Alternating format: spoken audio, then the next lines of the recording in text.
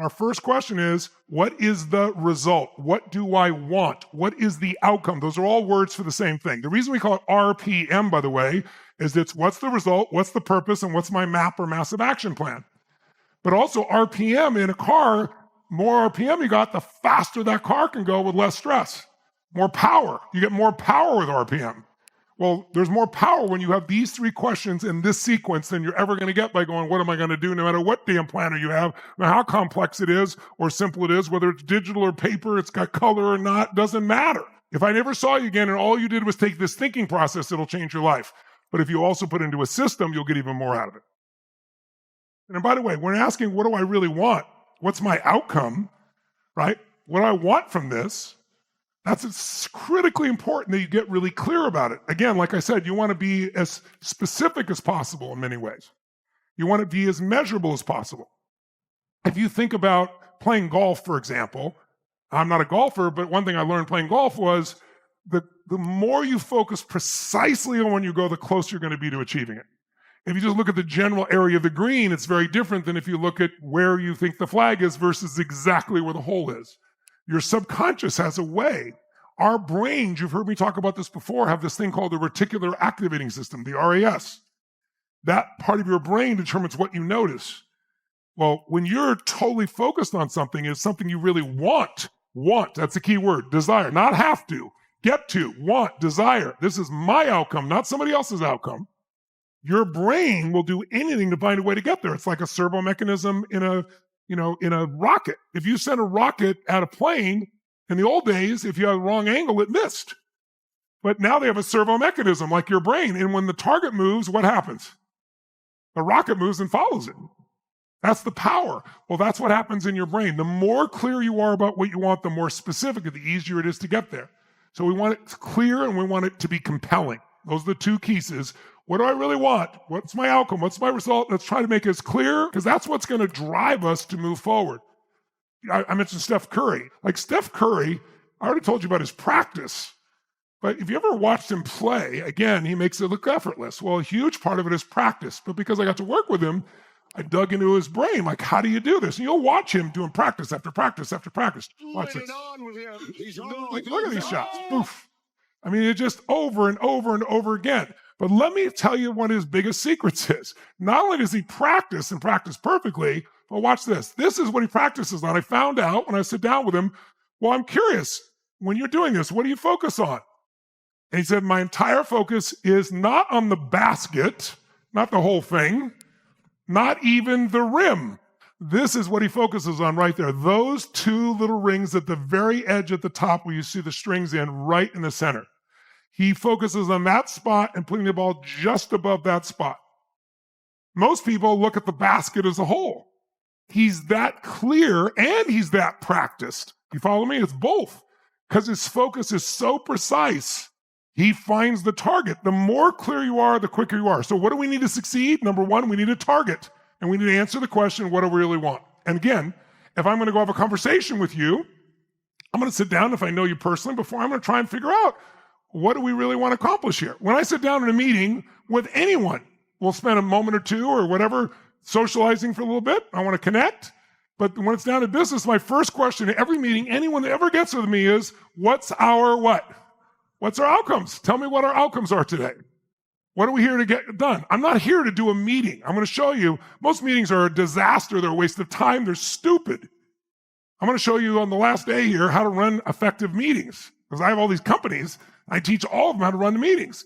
Most meetings are just a total pain in the ass and a total waste of time, and things are totally circular. But the more clear you are on what you want and why you want it, the easier it is. But first, you got to know what you want. No, so that's the second question. Okay, now we know exactly what the target is. If I've got a map and I know exactly where I want to go, that's really valuable. But whether I get there or not is, do I have enough fuel? I got a target, but do I have enough fuel? Do I have enough energy to get there? The energy that gets you to take action is the why. So the second and RPM question is, purpose-driven is, what's my purpose? Why do I really want this? It's the why. Why is this a must for me to achieve, not a should? What about this? Why do I want to do this? Again, notice want versus have to. Get to versus have to. Get to versus have to is different between rich and poor. I don't mean money. You get very little money, but if every day everything's a have to, you're poor. If most of what you're doing is a get to, you're rich. You're happy. You're fulfilled. So this, you decide this. You make the decision of what it's going to be like. And when you start doing this and it becomes a habit, you're going to feel, I got a compelling target, and man, I know why I'm doing it. I got the fuel. Now, once we know the second question, the third question is, okay, how? But the way we do it is we say, what's my map? What's my massive action plan? Massive action is the cure-all.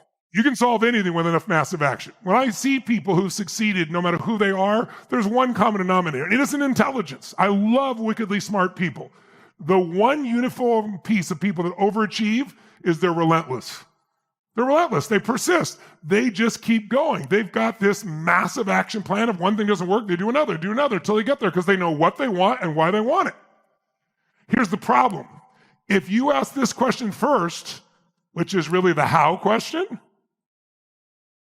and you've never done something before, the minute you go like, oh, how do I lose 50 pounds? You've never done it before. How do I make the $10 million in this business? I've never even made $1 million. Your brain's going to go, I don't know how. So you go from excitement about a goal to I don't know how, and then you got uncertainty. And so what happens? Then uncertainty can lead to fear, or at least uncertainty, and then you don't follow through. Without a certain level of certainty, people don't follow through. You've seen it in sports, you see it in businesses, you see it all the time. Hesitation kills in business. You need momentum. So if you start out, in business mastery, I often call it we talk about this idea of, think of the how as something that you do last. I call it the tyranny of how. Because if you go how and you've never done it, your brain goes, I've never done this, you get uncertain and I don't know what to do.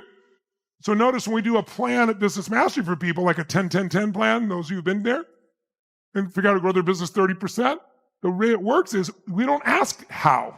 We figure out what we want and why we want it, precisely what we want and why we want it, and then we figure out how to do it. And when you know what you want and why you want it bad enough, the how just flows. It's not hard when you're in a peak what?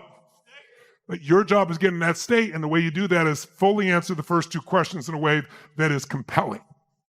Then, by the way, when I make that map, many of you are going, well, man, when I ask, what's my massive action plan for this? I got more to-dos now than I had before when you had the RPM system.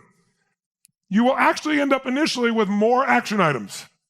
But you know what you're doing, why you want to do it, but then I'll show you the next step on this will be, you will go through the whole plan, then you'll know I don't need to do this whole plan. 20% of the items on my list will get me 80% of the way there. And sometimes you'll be surprised, 20% of the items will get you 100% there. The more you stop focusing on movement or activity versus achievement, the more you stop focusing on all that and you know what you want, why you want it, your brain will find better ways. And if you work with other people, okay, this is the result we all agree on. Why are we going to do this? Everybody agrees on that. Now, you take it and come up with a map. Or I'll give you some ideas, my ideas, but you figure it out. You might have a better idea than I do. Or let's collectively come up with a map to do it. And then when we got all this list, well, do we need to do all of it? Which of these things will really get us there fastest?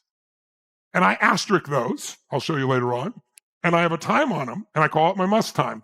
And in my day that's overbooked, which it's always overbooked, I then always go back, let me just find my asterisks, my must times, or on the computer it does it for me. And I just do those. I can do that in 5 minutes. I can do that in 8 minutes. I can do this in 15 minutes. Just knocked off gigantic things. Different game. No stress.